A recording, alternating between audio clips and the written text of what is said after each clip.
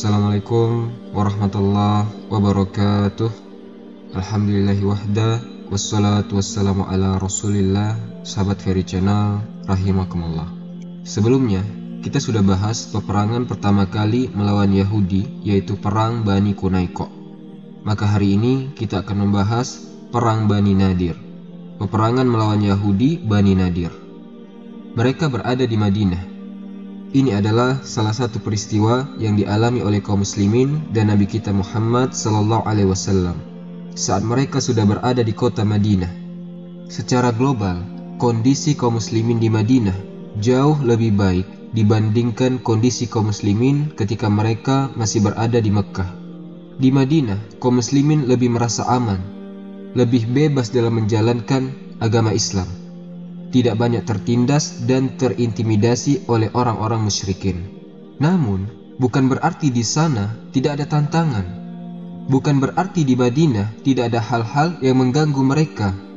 Makanya Nabi kita Muhammad SAW ada saatnya beliau bersikap halus, bersikap lembut, tersenyum, tapi ada saatnya beliau bersikap tegas, keras dan marah. Itu adalah dua sikap yang kalau diterapkan dengan benar adalah sikap yang bijak. Karena hikmah itu bukan berarti senyum terus. Hikmah juga tidak berarti marah terus, tidak. Hikmah itu meletakkan sesuatu pada tempatnya. Sehingga kalau kondisi menuntut untuk halus, maka harus halus. Tapi kalau sebaliknya, kondisi menuntut untuk marah, maka harus marah. Baik, sekarang kapan perang Bani Nadir terjadi? Ada perbedaan pendapat di antara para ahli sejarah. Ada yang mengatakan sebelum perang Uhud. Ada yang mengatakan juga setelah perang Uhud. Mereka yang mengatakan setelah perang Uhud, perang Bani Nadir terjadi di tahun 4 Hijriah. Kita lihat betapa sabarnya Rasulullah SAW dalam menghadapi kaum Bani Nadir. Bani Nadir itu adalah salah satu kabilah Yahudi. Jadi, yang mana kita tahu di Madinah itu ada 3 kabilah besar Yahudi. Yang pertama Bani Nadir, yang kedua Bani Qunaiqa, dan yang ketiga Bani Quraidah. Ini 3 kabilah besar Yahudi, kalau digabung jumlahnya ribuan. Khusus Bani Nadir sekian ratus orang jumlahnya. Perang ini terjadi disebutkan oleh para ahli sejarah dikarenakan beberapa sebab. Yang pertama, mereka telah melakukan percobaan pembunuhan terhadap Nabi kita Muhammad SAW. Yang kedua, mereka memprovokasi orang-orang kafir Quraisy untuk menyerang kaum muslimin. Ya, seperti ini memang sifat Yahudi. Dan tentunya 2 hal tadi menyalahi perjanjian Piagam Madinah, Sulhu Hudaybiyah. Mereka menyalahi perjanjian yang ada di dalam Piagam Madinah antara kaum muslimin dan kaum Yahudi dan juga kaum-kaum yang lain yang ada di kota Madinah. Beberapa bulir perjanjian adalah perdamaian, tidak saling menyerang dan tidak saling memprovokasi. Yang tadi kita katakan, pemicu pertama mereka mencoba melakukan pembunuhan kepada Rasulullah SAW. Bagaimana ceritanya? Ceritanya, pada suatu saat Rasulullah SAW berangkat berkunjung ke kampung Bani Nadir. Saat itu Rasulullah SAW pergi ke sana dengan beberapa orang sahabat. Tujuan Rasulullah SAW adalah meminta orang-orang Yahudi Bani Nadir untuk ikut menanggung diat, tebusan 2 orang Bani Kilab yang dibunuh oleh Amru bin Umayyah. Dan di awal sudah ada perjanjian Madinah, kalau terjadi seperti itu, kemudian dari pihak yang terbunuh meminta ganti rugi, minta diat, maka mereka semuanya sepakat untuk menanggung bersama. Dan ini salah satu poin yang ada di dalam Piagam Madinah. Maka Rasulullah SAW dengan baik-baik datang ke mereka ke Bani Nadir. Ini ada kasus seperti ini. Diingatkan, kita pernah punya kesepakatan bahwa kalau ada kejadian kita akan menanggung bersama. Sekarang bagaimana, kata Rasulullah? Di awal begitu Rasulullah SAW mengungkapkan keinginannya. Kenapa beliau datang ke perkampungan Bani Nadir itu dengan baik? Dijawab sama Yahudi, mereka menjawab, "Naf'al ya Abul Qasim." Siap Abul Qasim. Abul Qasim itu julukannya Rasulullah SAW. "Ijlis hatta naqdiya hajataka." Silahkan duduk dulu sambil nunggu kami menyelesaikan urusan ini. Seperti seakan-akan dengan mulut yang manis, mereka Bani Nadir mengatakan, "Ya, kami setuju. Tunggu dulu sebentar, kami siapkan uangnya." Seperti itu. Akhirnya Rasulullah SAW duduk bersandar di salah satu tembok. Saat itu ditemani oleh Abu Bakar, oleh Umar dan oleh Ali bin Abi Thalib, serta beberapa sahabat yang lain. Ternyata, apa yang dilakukan oleh orang-orang Bani Nadir, mereka bukan menyiapkan duit, mereka pindah ke tempat yang lain. Kemudian mereka berencana bikin makar untuk membunuh Nabi kita Muhammad SAW. Apa yang mereka ingin lakukan? Tentunya mereka berkumpul merencanakan sesuatu di tempat yang lain yang tidak didengar oleh Rasulullah SAW dan para sahabatnya. Kata mereka nih, Bani Nadir, siapa yang berani di antara kalian menjatuhkan batu besar pas di kepalanya Muhammad? Itu kan Rasulullah lagi bersandar di tembok. Jadi mereka berencana ada satu orang naik ke atas tembok, kemudian menjatuhkan batu besar pas tepat di kepalanya Rasulullah SAW, supaya kena di kepala beliau, pecah, mati. Menurut mereka seperti itu. Hayo, siapa di antara kalian yang berani? Kemudian ada salah satu di antara mereka ngacung, angkat tangan nih. Saya, kata dia. Namanya adalah Amru bin Jais. Ana, kata dia. Ternyata ada di antara yang hadir di situ orang berakal, maksudnya menggunakan akalnya. Orang Yahudi juga. Kata dia, jangan, pasti Allah akan ngasih tahu Muhammad tentang makar ini. Pasti rencana kita bakalan bocor, pasti. Padahal mereka orang Yahudi. Mereka tahu bahwa Nabi kita Muhammad SAW itu betul-betul manusia yang dijaga oleh Allah. Mereka tahu itu.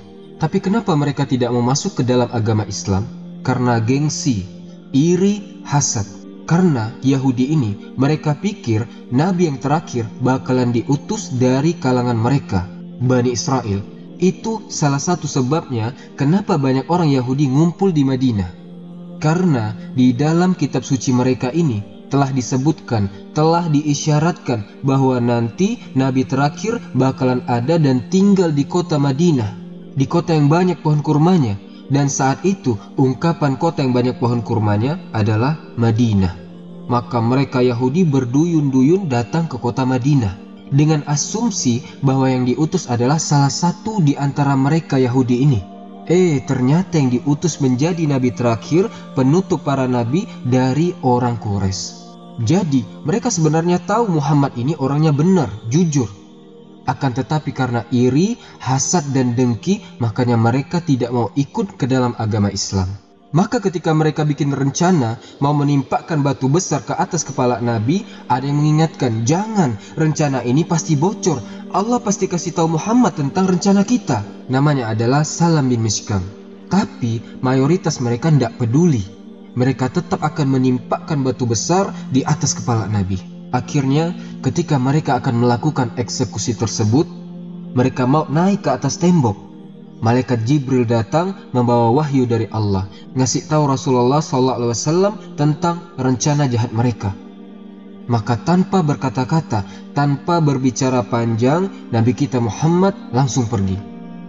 Para sahabat bingung. Loh, kita kan lagi nunggu diet, nunggu duit ini. Kok malah ujung-ujungnya pergi? Kemudian Rasulullah SAW menyampaikan alasannya, bahwa barusan malaikat Jibril datang ngasih wahyu bahwa mereka bermaksud untuk membunuhku. Sahabat mendengar itu marah. Umar, Abu Bakar, Ali bin Abi Thalib. Nah, ini berarti sudah melampaui batas. Maka Nabi SAW begitu pulang, beliau langsung menyiapkan pasukan. Dan Rasulullah SAW memberikan ultimatum kepada Bani Nadir agar mereka keluar dari Madinah. Dikasih waktu 10 hari. Keluar dari Madinah atau kalian kami perangi kaum muslimin. Begitu mendapatkan ultimatum seperti itu, Bani Nadir, maka mereka pun rembukan.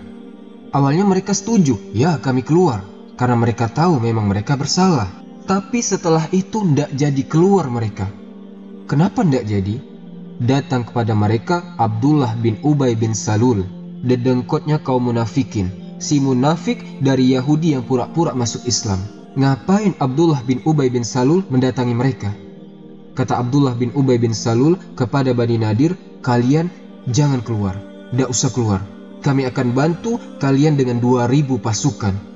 Tidak sampai di situ saja, kata Abdullah bin Ubay, kami akan mengajak Bani Quraidah dan kami akan mengajak Bani Ghatafan untuk membantu kalian. Sehingga kalian bakalan bisa menghadapi Muhammad dan pasukannya. Oh, senang nih Bani Nadir. Awalnya Bani Nadir ini kan sudah mau pergi. Dapat angin segar seperti itu, maka mereka pun tidak jadi pergi. Dikirimlah utusan mereka kepada Rasulullah SAW ngasih kabar kami tidak mau keluar. Akhirnya ketika mendapatkan kabar seperti itu, Rasulullah SAW pun memutuskan untuk mengirim bala tentara. Dan kondisi saat itu dalam kondisi berkabung. Kaum muslimin dalam kondisi berkabung. Kenapa? Karena banyak sebelumnya para sahabat yang terbunuh di medan perang Uhud. Yang mana kita tahu di perang Uhud kaum muslimin itu kalah. Jadi kalau pendapat yang rajih, kejadian ini setelah perang Uhud. Dan juga ada beberapa perang lainnya yang di dalamnya banyak kaum muslimin jadi korban. Jadi kondisinya saat itu sebenarnya itu lagi susah kaum muslimin, lagi sedih. Kalau kita berbicara perasaan, berbicara emosi dalam kondisi seperti itu, ideal tidak untuk berperang?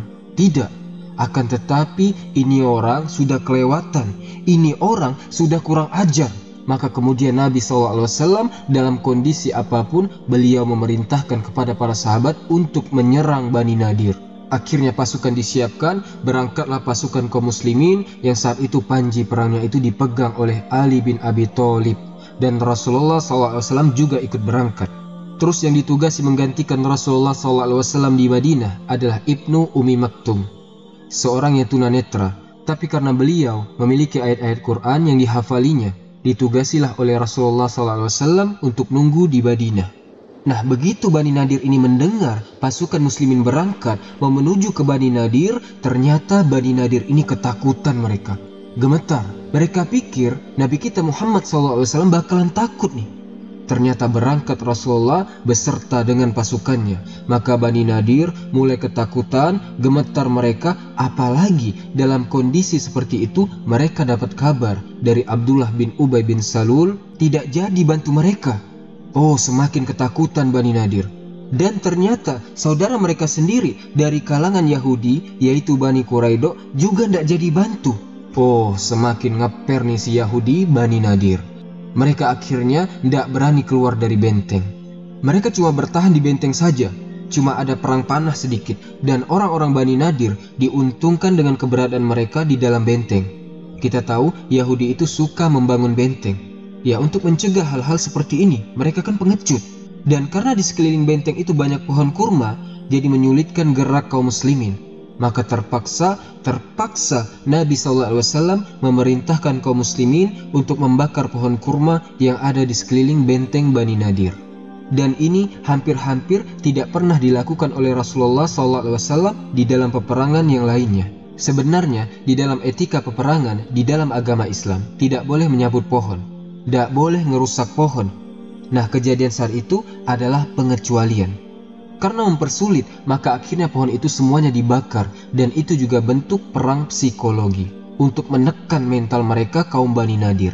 Dan api pun membumbung di sekeliling benteng. Mereka Bani Nadir semakin ketakutan. Kemudian apa yang terjadi? Setelah 6 hari mereka menyerah. Sudah, kami menyerah. Kami mau keluar dari Madinah. Tapi ada syaratnya, subhanallah. Minta syarat lagi mereka. Kami mau keluar, tapi kami diperbolehkan untuk membawa harta yang bisa kami bawa. Dan dengan kelembutan Nabi kita Muhammad SAW, diizinkan mereka membawa harta mereka.